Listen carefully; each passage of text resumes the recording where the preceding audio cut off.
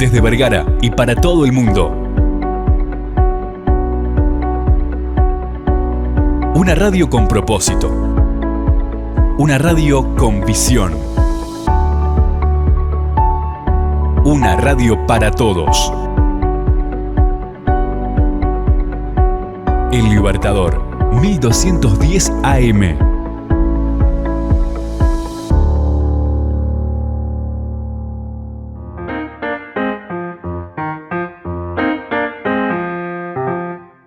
Libros, autores, lugares e historias. Los descubrirás en Para viajar lejos, con la docente y escritora María García Marichal.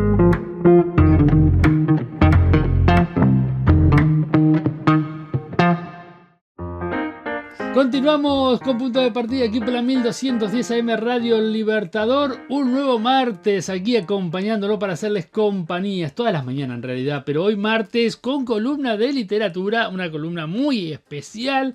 Pero para que sea especial tenemos a María García Marichal que está con nosotros. ¿Cómo estás, María? Muy bien, contentísima de estar contigo y con la audiencia. Un saludo muy afectuoso para todos. Bueno, el saludo para toda la audiencia que siempre nos está acompañando, con Victoria también en las noticias. Y bueno, después venimos nosotros a descontracturar un poquito la mañana. Mandanos tu mensaje, ¿no? Como siempre lo decimos a través de... No solamente este programa, sino a todos los programas, Ricardo, el programa de Ricardo, el de Maica, de José Carlos, Mesa de Deporte, todo. Pueden comunicarse al 091 99 12 10. 091 99 12 10. Si está fuera del país, te acuerdas que tenés que poner el prefijo más 598. Tanto por Telegram como por WhatsApp nos dejas tus mensajes, tus consultas. Como hay gente que la semana pasada, o la otra anterior, no me acuerdo, mandó pidiendo cómo estaban los pasajes por los ríos que estaban en Montevideo, pero que escuchan la radio a través de internet, entonces querían saber y tener novedades sobre cómo estaba la geografía, ¿no? Con el tema de las inundaciones y todo. Así que bueno, el teléfono está a disposición para toda la información también. Y bueno, por supuesto, si tenés alguna duda o querés plantear algo en el programa, en alguna de las columnas, también. O si no, también seguirnos a través de nuestras redes sociales, como siempre digo, Facebook, Twitter, Instagram, con Radio Libertador o el Libertador Vergara, nos buscan por ahí. Nos van a encontrar, Toda la gente nos va a encontrar, por supuesto. Pero bueno, hoy momento de literatura con María García Marichal. Contame, María, ¿qué vamos a ver hoy? Bueno, Carlos, muy feliz de estar contigo, por supuesto, y hoy vamos a hablar de literatura gauchesca. Literatura gauchesca, sí, literatura gauchesca. Bien, muy bien. Y tenemos que hacer una aclaración, porque una cosa es la literatura gauchesca y la otra es la literatura criollista. ¿Cuál es la diferencia? La diferencia, muy bien. La diferencia corresponde principalmente al tipo de lenguaje y a las formas literarias. La literatura gauchesca tiene que ver principalmente con un lenguaje propio del gaucho y del paisano del interior, pero principalmente del gaucho del Río de la Plata, Argentina, Uruguay, sur de Brasil. Bien. Está generalmente presentada en verso, no hay demasiada narración, principalmente es poesía gauchesca, que además casi siempre se acompañaba con la guitarra, es decir, estamos hablando también de payadores, de trovadores, ¿no? Y tiene un lenguaje propio, que es el lenguaje del gaucho, el lenguaje de tierra adentro. De tierra adentro, exactamente. Sí, por supuesto. Hay además una búsqueda de ensalzar al gaucho como figura. El gaucho, que aparece en la época en que surge la literatura gauchesca, aparece como una figura que se va deteriorando en la sociedad del interior del Río de la Plata, tanto de Argentina como de Uruguay, como en el sur de Brasil, principalmente Río Grande do Sul. Entonces, ¿qué sucede? Los escritores van a buscar ensalzar esa figura que fue muy importante en las guerras de la independencia, que fue una figura muy solitaria en general, nómada o nómade, ¿verdad? Que generalmente trabajaba por temporadas en estancias con el ganado, etc. Y que va quedando relegado en una sociedad que se va conformando justamente ya en un criollismo que tiene que ver con la agricultura, con el alambrado de los campos, con toda una situación geopolítica distinta. Claro. El gaucho queda radiado. Entonces la literatura gauchesca lo que hace es tratar de ensalzarlo y tratar de buscar también en su vida aquellas cosas que lo hacen valioso y que a su vez lo van dejando de lado, va muriendo solo, sin asistencia, casi siempre pasando muy mal, desde la alimentación al cuidado de la salud. Entonces busca eso. Nosotros ya habíamos visto en Uruguay al viejo Pancho, ¿verdad? Sí, es verdad. A José Alonso y Treyes, que era realmente gallego, pero era un gallego uruguayo. Pero acá Muy nosotros- arraigado. Era, claro, Sí, sí. totalmente. Además era todo un uruguayo con raíces. Sí, sí, sí. De tomar mate, digamos. Exactamente, muy bien. Acá nosotros vamos a hablar del más grande exponente, Sí, que es José Hernández. José Hernández. Y vamos a hablar de Martín Fierro. Su obra magna. ¿no? Claro que sí, la vuelta de Martín Fierro. Totalmente. Podríamos catalogar además de esto un autor, un libro, porque más allá Sí, de sí. que escribió otras cosas y fue periodista, Bueno, sí. realmente se lo conoce por su obra magna, que es la de literatura gauchesca, que es Martín Fierro, y que hoy en día están compendiadas las dos, la vuelta de Martín Fierro, están en un solo mira. libro. Bueno, también el Martín Fierro, que no solamente es rioplatense, ¿no? Claro, Es totalmente rioplatense. ¿no? totalmente, es vigente para toda el área. Sí, sí, sí. No nos olvidemos incluso que cuando vivió José Hernández, recién se estaban conformando los países. Sí, Los países, por supuesto, son unidades políticas y las unidades políticas son convencionales. Es decir, no hay, en realidad casi nunca hay límites físicos, casi siempre están acordados. Si hay físicos, están acordados, ¿no? sí. Pero en este caso, por ejemplo, la conformación de las provincias argentinas, primero que terminan justamente en plena época de José Hernández, terminan con cuando gana el unitarismo, porque estaban en franca confrontación el federalismo y el unitarismo. Uruguay, que se forma como un país, digamos, acordado por las grandes potencias Totalmente. imperialistas de la época. Y bueno, ya Brasil, que Sí, tenía yo su siempre digo que territorio. en nuestra jura de independencia dice que somos, tenemos libertad para, la independencia para unirnos a la claro, Provincias no Unidas era de la La idea Plata. artiguista y era ¿Ah? la idea de la mayor parte. Libre del Imperio de Brasil para unirnos a Por las supuesto, a las Unidas del Río de la provincias Plata. unidas del Río de la Plata. Incluso, Sí, por sí, ejemplo, este señor que vamos a ver acá tenía un vínculo muy importante con una autoridad. Entonces vamos a hablar de José Rafael Hernández, ¿te Por parece? supuesto.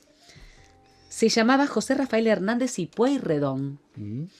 Y su madre, que se llamaba Isabel de Pueyrredón, Prima.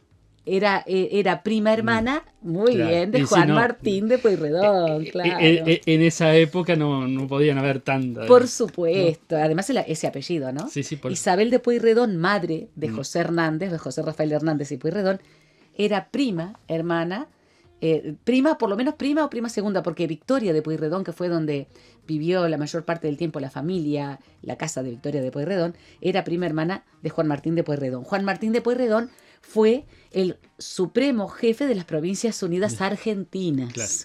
a que justamente Uruguay quería unirse, Claro, sí, sí. se buscaba de alguna forma integrar esa unidad política que eran las provincias federadas argentinas. Así que vos imaginate que estaba muy vinculado Sí, sí, sí. políticamente. Fue político, era lógico, periodista, militar y poeta. Nació en Chacras de Pedriel el 10 de noviembre de 1834, en la provincia de Buenos Aires, y falleció en la ciudad de Buenos Aires el 21 de octubre de 1886. Vivió 51 años nomás. En No. una época en la que además ya... ¿Cuánto dijiste? ¿81? 51 años vivió. 51. Perdón. Nació en... No, por favor. Nació en 1834. Sí, no, 81 dije, Claro. no puede ser, no, 51. Puede entendí que me mal haya yo. equivocado, Sí. puede que haya sido un lapsus, porque nació en el 34 y falleció en el 86. Claro, Estamos sí, sí, hablando sí. de mitad del siglo XIX, Sí, sí. justamente cuando se reorganiza no solamente el espacio de los terrenos, debido justamente al alambrado de los campos, a la aparición de la agricultura mucho más, digamos, mucho más fuerte, la ganadería en manos de propietarios, y la desaparición gradual del gaucho como figura. Y ahí empieza justamente el deseo de enaltecer esa figura por parte de algunos poetas, Claro. entre ellos este grande que fue José Hernández. En 1840, los padres estaban amenazados por la mazorca. La mazorca, los mazorqueros, constituían el brazo armado del rosismo, de Juan Manuel de Rosas, que justamente estaba luchando allí, ¿no? Luchando en las dos facciones, el rosismo federal y el unitarismo, buscando justamente quedarse con Buenos Aires, que era de alguna manera la cabeza Claro, sí, sí, sí, de sí, todo sí, el territorio. sí, Entonces, frente a la persecución de la mazorca, se van a instalar en Montevideo y dejan durante un tiempo a José a José Rafael, a José Hernández, lo dejan con su abuelo y sus tíos. Después los padres vuelven y trabajan en el campo. Hizo la escuela, ¿no? Próximo a su casa, en Buenos Aires, y posteriormente al liceo de San Telmo, el Liceo Argentino de San Telmo. Allí, justamente, estuvo muy enfermo de los bronquios y tuvo que abandonar Buenos Aires para irse a Camarones, donde los padres tenían un campo, y ya la mamá de él había muerto. O sea, fue una época muy difícil para José. Claro. Tener que volver al campo porque estaba muy enfermo, no pudo terminar de estudiar, su mamá había muerto.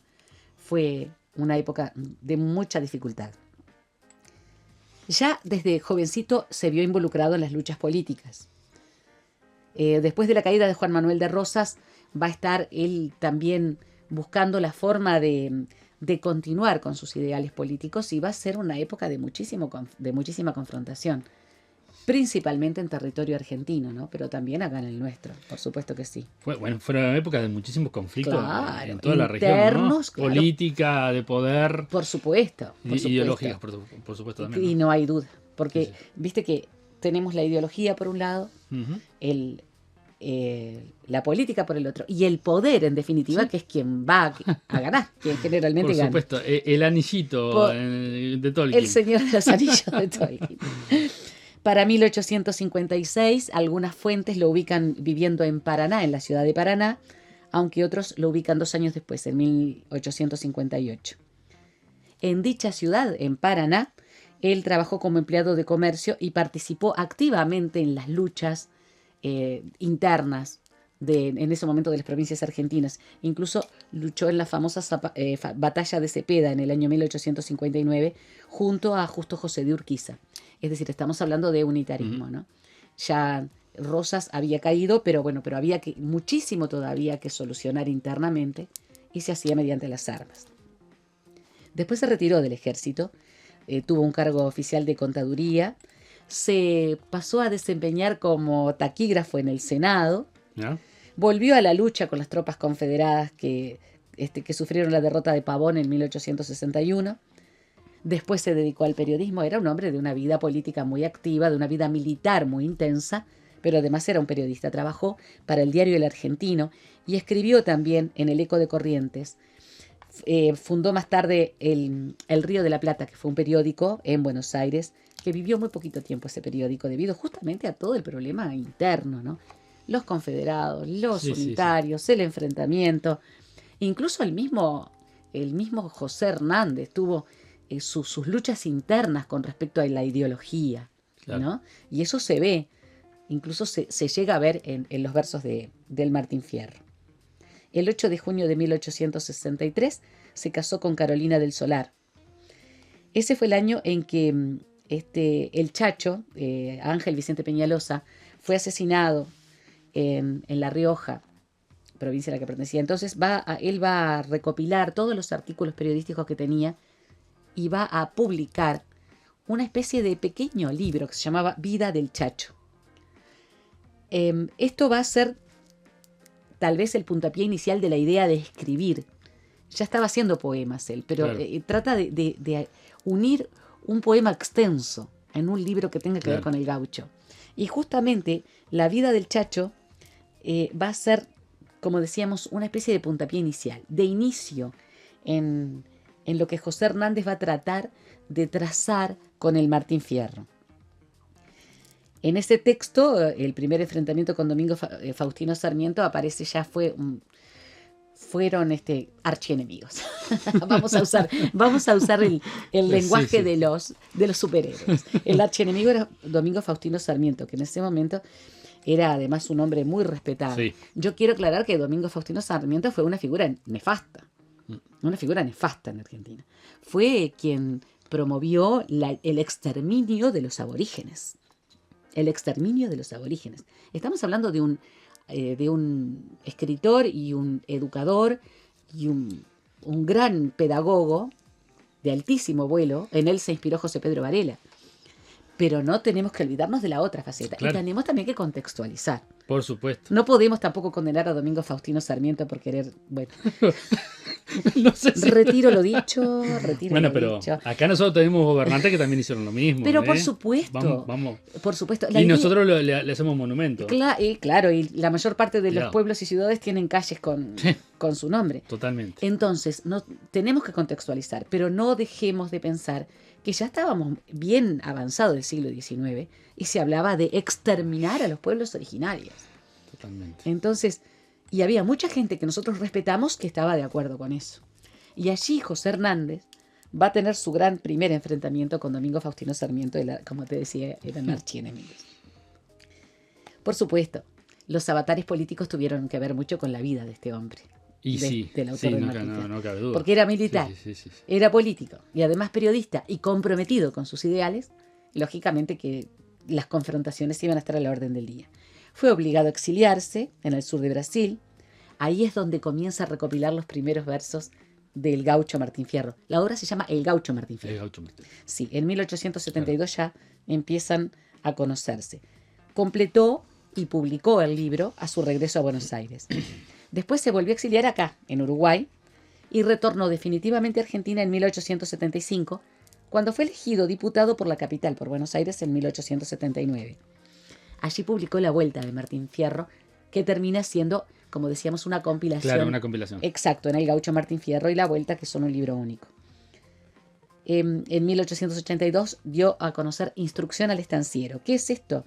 Es un tratado completo que tiene que ver con la plantación y el manejo del campo y la cría del ganado vacuno, lanar, de los caballos, o sea, del ganado caballar o equino. Un libro que tiene un fuerte cariz político más allá de que es como una especie de manual. Sí. Es decir, no va a dejar Sí, sus no. lineamientos Él, políticos. claro, él siempre te trataba de alinearlo un poco, ¿no? Claro, Digamos. por supuesto. Era como el libro del Banco de Seguros del Estado, que sigue siendo maravilloso, pero los viejos libros del Banco de Seguro del Estado, que tienen manuales para hacer un horno de barro, para hacer una estufa leña, para cómo construir un rancho, cómo pinchar. Es algo conocido hasta ahora, ¿no? Claro. No es algo que se haya dejado de hacer, ¿no? Por supuesto, sigue editándose. No, por supuesto. Pero aquellos que son, yo tengo el de los 100 años, que es glorioso, porque tiene hasta... Eso me recuerda un poco al sketch de la política de Lolitier. Claro. Cuando quieren introducir algo del partido político entre el himno. El himno para los niños, ¿te acuerdas? Para los niños, para los jovencitos. Siempre hay algo, ¿no? Siempre que sí. Que tenemos que darle Lelutier. Sí, no, por supuesto. Tenemos que, y seguramente sí, lo vamos a hacer. Dentro de un par de programas vamos a trabajar Lelutier porque además tiene esa crítica que no perdona a nadie. No. Y que es una crítica tan fina que tampoco puede ofender a nadie. Sí. Y en este caso, por ejemplo, aquí sí, la ofensa estaba a la orden del día, pero un escritor como José Hernández, en esta especie de manual para la crianza del ganado, la cría del ganado y la agricultura, pudo, digamos, desprenderse, pudo poner todo de su ideología política en este libro que era Instrucción del estanciero. Murió en su quinta del barrio Belgrano el 21 de octubre de 1886, como habíamos dicho. Muy joven, tenía 51 años. Aún para la época era muy joven, José Hernández. Y nos dejó esta obra maestra, que es la obra magna de la poesía gauchesca, que es el Martín Fierro. ¿De qué trata el Martín Fierro? Bueno, estamos hablando de un autor, de José Hernández, que fue criado en el campo con los gauchos, en plena lucha por la tierra, con los peligros que significaba además los indios y los maleantes, porque no vamos a romantizar a los pueblos originarios. Por supuesto. Vamos a hablar de los derechos y de la importancia que es tener su tierra, pero acá no tenemos que romantizarlos. Sí. Los malones eran terribles. Ahí destruían lo que viniera, se llevaban desde las mujeres hasta las cosechas, quemaban, mataban. Había maleantes. Los maleantes que vivían prácticamente de los saqueos. Sí, de los contrabandistas. Claro, tenemos que, en algún momento vamos a trabajar, por ejemplo, la crónica de un crimen de Justino Zavala Muniz. Justino Zavala Muniz es un grande, lo nombramos cuando dimos justamente a José María Delgado, que habla justamente de aquellos maleantes que estaban a la orden del día saqueando. Hay muchos cuentos de nuestros autores más queridos que tienen que ver también con aquella gente que entraba a matar y a llevarse lo que hubiera, ¿no? Lo que pudieran llevarse. Entonces, José Hernández a Martín Fierro lo va a hacer un gaucho muy crítico. En algunos casos es un gaucho que manifiesta racismo, que manifiesta odio y que tiene mucho que ver con lo que pasaba con Sí, culturalmente en esa Claro, época. exactamente. Por supuesto. El contexto. No vamos a sacar ahora parte del Martín Fierro porque habla de racismo. Por supuesto. Sería una idiotez. Perdón la Totalmente. expresión, Sí, ¿no? sí, es tal cual, totalmente. Entonces trató de dar a entender, de dar a conocer la forma en que vivía el gaucho. Acá nosotros teníamos a José Alonso Itreyes, por ejemplo, que hace lo mismo, y tuvimos a muchos como Serafín J. García, aunque ya es más criollista, pero de alguna forma también desmenuza ese tipo de fenómeno social tan particular que fue el gaucho. Claro, el criollismo civilizado va a condenar al gaucho. Muchas veces lo va a perseguir, lo va a matar, lo va a exponer a que lo mate la policía, por ejemplo. Ujú. Entonces, todo esto aparece en el Martín Fierro. Y aparece de una manera poética. Poética gauchesca. Sí. Poética al fin. El poeta empuña su lira, dicen algunos críticos, en defensa del pueblo, con el que se identifica porque es criollo. Es decir, es criollo porque es de familia procedente de la península ibérica, pero vivió con ellos, vivió con quienes eran mestizos, vivió con Claro. casi todos los gauchos eran de origen mestizo, la mayor parte de ellos. Entonces, Martín Fierro se transformó en el poema nacional argentino. Es la gesta de un país que va creciendo, que se va desarrollando y que culturalmente, como decías vos, y desde un punto de vista sociocultural, se va reconformando. Entonces acá aparece el dolor, la fractura, la vida terrible de este hombre, de Martín Fierro, ¿no? Este es un gaucho despojado, perseguido. El poder político lo trata con arbitrariedad. Cuando José Hernández escribió el Martín Fierro, la poesía gauchesca ya estaba consolidada como género literario. Eso hay que tenerlo muy en cuenta. O sea, no era ningún tipo de híbrido. Claro. Era un género literario con todas las de la ley literaria Ujú. y por lo tanto era muy valorada. Las fórmulas, los tópicos, por ejemplo, el diálogo. El diálogo es muy característico de la poesía gauchesca. Claro.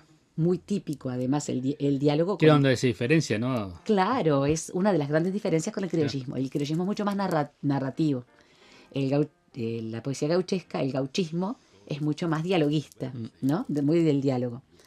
El ritual del encuentro, las fórmulas de saludar, la salutación, los aparejos para el caballo, los arreos. Vos sabés que mi abuelo intentó enseñarme a ponerle los arreos al caballo y nunca aprendí, ¿no? Y mi abuela quería enseñarme a tejer y tampoco nunca. ¡Qué ignorante! Y date cuenta que soy del medio del campo. El ofrecimiento del mate, el tabaco, el alcohol y además siempre la referencia a la situación personal y a la situación política. Muy articuladas y muy arraigadas, exactamente. Estas quejas, este dolor, el sufrimiento del gaucho aparece en el gaucho Martín Fierro y son las señales que determinan justamente, además de lo idiomático, a lo que es la poesía gauchesca, diferenciándola del nativismo y del criollismo anterior. Los diálogos patrióticos de Bartolomé Hidalgo, que es una poesía antirrocista principalmente y antiurquicista después de Hilario Aucasudi, tiene, por ejemplo, algunas de las características de todo esto, pero después aparece un predecesor, por ejemplo, que es el Fausto de Estanislao del Campo, sobre el que vamos también a trabajar en la radio en su momento. Aquí, por ejemplo, está desprovisto de lo que es la política, el Fausto de Estanislao del Campo, que es un libro estupendo. Está desprovisto de todo eso. A mí me parece muy interesante esa diferencia y cómo se va graduando, ¿no? Cómo se va pasando gradualmente del gauchismo al criollismo, del criollismo al nativismo, en todo el Río de la Plata. Porque no es un fenómeno solamente uruguayo, es un fenómeno de Argentina y es un fenómeno también del sur de Brasil y de gran parte del Paraguay. Entonces, me acuerdo también de Ricardo Guiraldes, ¿te acordás que Sí, lo vimos acá? sí, lo Y Don vimos aquí. Segundo Sombra, Sí, uno de es los verdad. últimos gauchos, Sí. que también tiene que ver, como el Fausto de Estanislao del Campo, con aquella premisa mucho más romántica, pero al mismo tiempo realista, no le quitaban Claro. la realidad. Bueno, la guitarra como algo fundamental dentro de los que son gauchos cantores, ¿no? Narran lo que aparece, por ejemplo, con la relación con el medio, la soledad, el desprendimiento muchas veces de la familia. Cuando Martín Fierro se ve, digamos, desprendido de la familia, tiene que huir, es perseguido, él canta con su guitarra frente a oyentes, que no nos olvidemos que son analfabetos. Claro.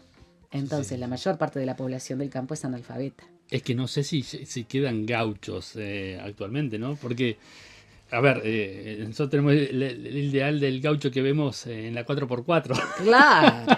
E incluso hasta a caballo, que los ves Bueno, ¿viste? Con la pero rastra, claro, con las no, monedas. pero gaucho, yo me acuerdo de haber visto uno, capaz, o dos. Sí, El incluso- interior estoy hablando, ¿no? Sí. Porque te tengo voy- familia y en el te voy- interior. Claro, yo soy del interior, Claro. no, vos sos más del interior profundo, yo soy de acá, Mm. lo que ahora está dentro de lo que es cercano a Montevideo, porque estamos del lugar donde yo soy, Paso Garúa, que es próximo a Cerrillo, está a 50, Claro. 60 kilómetros. Pero, por ejemplo, ya en la época en que yo era chica, yo soy mucho mayor que tú, ya no existían gauchos, lo que había eran paisanos. Claro. Había sí, Sí, una nostalgia. Claro, Entonces, eso sí. Claro, Eso recuerdo a sí. mi abuelo, por ejemplo, que estaba siempre vestido de paisano, digamos, con bombachas, con su faja. Mi abuelo era de origen vasco, ¿verdad? Con el sombrero, con el pañuelito, como era nacionalista llevaba pañuelito blanco. Ya después estaba tan desencantado de la política que ya ni eso hacía. Claro. Pero en la casa de mi bisabuelo, por ejemplo, no habían gallinas de otro color que no fueran blancas. Y eso lo doy fe porque mi abuelo me lo contaba. Pero, por ejemplo, ya me acuerdo de mi abuelo con la nostalgia del gaucho, Claro. de lo que le había contado su padre, que sí había visto Bueno, gauchos. no, por ejemplo, mi abuelo, que criaba animales y tenía quinta, tampoco era una figura de gaucho. Claro, era paisano. Claro, quizás si iba para campo adentro podrías encontrar algo. Claro, No, podrías encontrar o en alguno. alguna pulpería que existía en aquella época. No Sí, soy tan viejo, pero en aquella época. No, tú sos muy joven, pero hay una cosa, no nos olvidemos que las pulperías sí, porque ¿qué sucede? Que algunas personas que se desprendían de su familia, aún en la época en la que tú eras chiquito, eran lo que se llama conchavados. Los conchavados en todo el Río de la Plata son aquellas personas principalmente que se contrataban principalmente para la esquila, la Claro. yerra y a veces para trabajos agrícolas. Entonces, esos todavía podíamos hablar de ellos como claro. gauchos. ¿Dónde vivían? En los galpones de las estancias. Totalmente. Entonces, ¿podemos hablar de gauchos tardíos? Por decirlo de alguna manera. Término que acabo de acuñar. Sí. Sí, podemos, claro que sí. Yo Sí, conocí sí. también conchavados, que Claro. eran gauchos y andaban vestidos como gauchos, que dormían en los galpones, que no tenían casa, Ujú. que eran casi siempre analfabetos, que estaban desprendidos de su familia. Sí, Es verdad. es un fenómeno, habían muy poquitos. Pero no es el gaucho que se describe en el Martín Fierro. Exactamente, ya aquí era nómada. Ujú. Ya aquí era Claro. nómada. Entonces, bueno, te voy a decir que es un poemita, ¿no? Está escrito en octosílabos, Oh. como era típico, por supuesto, principalmente en Argentina, bueno, en el Río de la Plata, pero sobre todo en Argentina. La payada. La payada, en décimas octosílabas. 7.210 versos. Pero no estaban agrupados en décimas o cuartetas, sino en sextinas, es decir, estrofas de 6 versos que posibilitan a su vez la división en pares, dándole así una mayor continuidad y más ese estilo gaucho, ¿no? Por la rima. Claro. El gaucho Martín Fierro tuvo un gran éxito editorial en su día, ninguna repercusión entre la crítica literaria, pero después sí, Sí, claro. después empezó a florecer los nacionalismos, cuando todos estos fenómenos Totalmente. traen, Sí, lamentablemente, las guerras traen digamos, el recrudecimiento de los nacionalismos. Y en el recrudecimiento de estos nacionalismos, aquí aparece José Hernández, que incluso fue muy aplaudido por Jorge Luis Borges, por Ezequiel Martínez Estrada, entre otros. Hoy, Martín Fierro y la vuelta de Martín Fierro, como te decía, constituyen un único libro. Muy bien. Vamos a leer un poquito. Pero te voy a decir, algo hay que leer de Por de supuesto, Martín vamos a leer Fierro, por el supuesto. inicio para que nuestros oyentes y quienes nos ven vayan a buscar de José Hernández, Martín Fierro. No nos olvidemos que el lenguaje es absolutamente gauchesco y que se escribe como se dice. Muy bien. Aquí me pongo a cantar al compás de la vihuela, que al hombre que lo desvela una pena extraordinaria, como el ave solitaria con el cantar se consuela. pido a los santos del cielo que ayuden mi pensamiento. Les pido en este momento que voy a cantar mi historia que refresquen la memoria y aclaren mi entendimiento. Vengan santos milagrosos, vengan todos en mi ayuda, que la lengua se me añuda y se me turba la vista. Pido a mi Dios que me asista en esta ocasión tan ruda. Yo he visto muchos cantores con famas bien obtenidas y que después de adquiridas no las quieren sustentar. Parece que, sin largar, se cansaron en partidas. Mas ande otro criollo pasa, Martín Fierro ha de pasar. Nada lo hace recular, ni las fantasmas lo espantan. Y desde que todos cantan, yo también quiero cantar. Cuando cantando me he de morir, cantando me han de enterrar, y cantando he de llegar al pie del eterno Padre, desde el vientre de mi madre vine este mundo a cantar. Que no se trabe mi lengua ni me falta la palabra, el cantar mi gloria labra, y poniéndome a cantar, cantando me han de encontrar, aunque la tierra se abra. Me siento en el plan de un bajo a cantar un argumento como si soplara el viento, hago tiritar los pastos, con oros, copas y bastos juega allí mi pensamiento. Yo no soy cantor letrao, mas si me pongo a cantar, no tengo cuándo acabar y me envejezco cantando. Las coplas me van brotando como agua de manantial. Con la guitarra en la mano, ni las moscas se me arriman, naides me pone el pie encima, y cuando el pecho se entona, hago gemir a la prima y llorar a la bordona. ¡Cuánta poesía! Sí, totalmente. ¡Cuánta poesía! Como agua de manantial. Fíjate estos últimos versos que estamos siempre dentro del primer canto, ¿no? Hago gemir a la prima y llorar a la bordona. Las cuerdas de la guitarra. Sí. Hay una intensa nostalgia y un intenso dolor. ¿Viste el comienzo, no? El comienzo de nuestras payadas. Y hablo de las payadas rioplatenses y también hablo de las payadas que tienen otro nombre. Vamos a traer acá un escritor venezolano que se llama José Luis Paz, que forma parte de los desayunos literarios, que sabe mucho acerca, es ingeniero agrónomo, pero sabe muchísimo de literatura y de literatura venezolana. Si ustedes escucharon, por ejemplo, Florentino y el Diablo, en Voces de los Olimareños, sí. que es venezolano, Claro, allí, por ejemplo, Florentino, para liberarse del diablo, de que el diablo se lo lleve, llama a la Virgen en sus distintas formas, incluso la de Chiquinquirá, que es bien venezolana. Martín Fierro invoca a los santos del cielo. ¿Vos te acordás de Homero? Sí, también. Invocaba a la diosa. Sí, Canta, oh diosa, la cólera del pelida Aquiles. ¿Y qué buscan? Que se refresque la memoria, que la memoria no les falle. Entonces, ¿cómo vemos que la épica grecolatina es de alguna manera heredada por los escritores de este nuevo mundo para hacer esto que es tan terruñero, ¿no? Tan terruñero, tan de la tierra? Sí, claro. Martín Fierro y la vuelta de Martín Fierro, de José Hernández. Bueno, muy bien. Muy linda columna, la verdad que hace tiempo que lo querías hacer a Martín Fierro. Mucho tiempo. Y bueno, aquellos que quieren aportar algo pueden escribirnos, a dejarnos algún mensajito y con mucho gusto lo vamos a estar atendiendo. Habrá para hablar del Martín Fierro, por ¿no? favor. Y seguramente en algún momento capaz que lo tocamos de vuelta. María, gracias por habernos acompañado. Es ¿Nos un reencontramos la placer. próxima? Por supuesto que sí. Un saludo muy grato. Es muy grato estar aquí. Y un saludo muy grande a la audiencia.